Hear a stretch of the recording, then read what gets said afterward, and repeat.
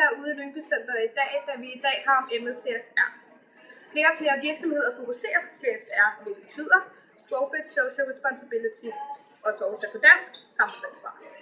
Det går ud på, at virksomheder gør deres del for miljøet, altså både arbejdsmiljøet og naturmiljøet. Og vi skal derfor besøge en af Nordens største sportskæder, som ligger her i Lyngby Centret, og det er nemlig Stadion.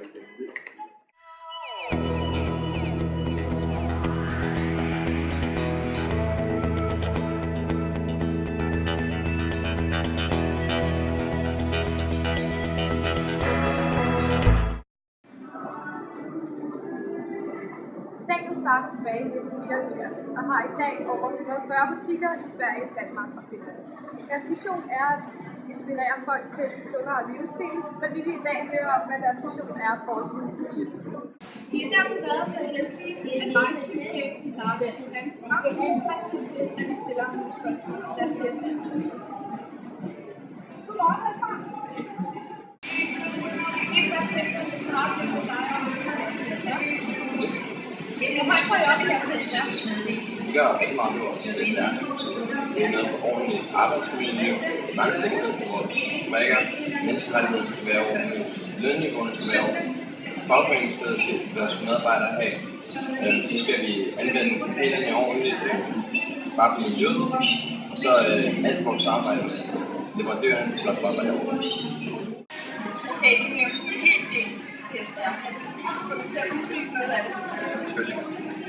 Sådan det vi gør fra ordentlige menneskerettigheder, det er, at vi ikke selv har tvangsarbejde, men også vores samarbejde med vores leverandører. De har heller ikke tvangsarbejde. Desuden, så hvis man arbejder overtid, skal betales for. Hvis man lige vilkår uanset alder. Det er vigtigt for os, at vi ansætter ud fra, hvorvidt man klarer opgaven i stedet for race.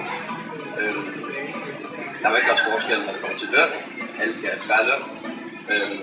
Så skal det være ordentligt arbejdsmiljø. Det skal man hverken foregå vold, hverken verbal eller fysisk. Du har sagt, at du til at deres arbejdsmiljø. Det kan være noget så simpelt som, at toiletterne skal være rene. Helt generelt, så skal arbejdspladsen bare være rene. Det skal være ordentlig udluftning og ventilation, så arbejderne ikke dør hede. Og så skal det selvfølgelig være sikre arbejdsforhold. Hvad andet kommer til brand, så skal der være brandudstyr tæt på altid.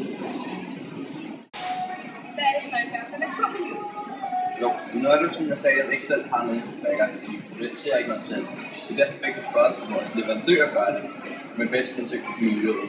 Det vil sige, at de skal mindske deres CO2-udslip, mindske deres spildevand, så i hele taget skal de bare gøre, hvad de kan for at tage hånd om miljøet. Du nævnte noget tidligere med lønniveauer. Er du ikke så forklart det? Lønnen skal selvfølgelig opfylde landets lovgivning, og i alle tilfælde skal lønnen selvfølgelig være rimelig, og igen overtid og ekstra arbejde, det skal belønnes. Det lyder rigtig fornuftigt. Men hvorfor er det egentlig ikke op i jeres CSR?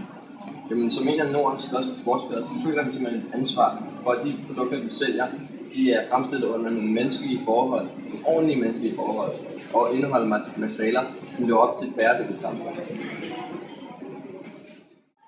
Så vil vi gerne sige tusind tak for din tid.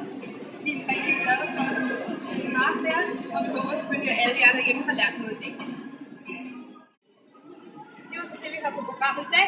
Kig med i morgen, der har vi russisk folkedans på programmet. Vi ses.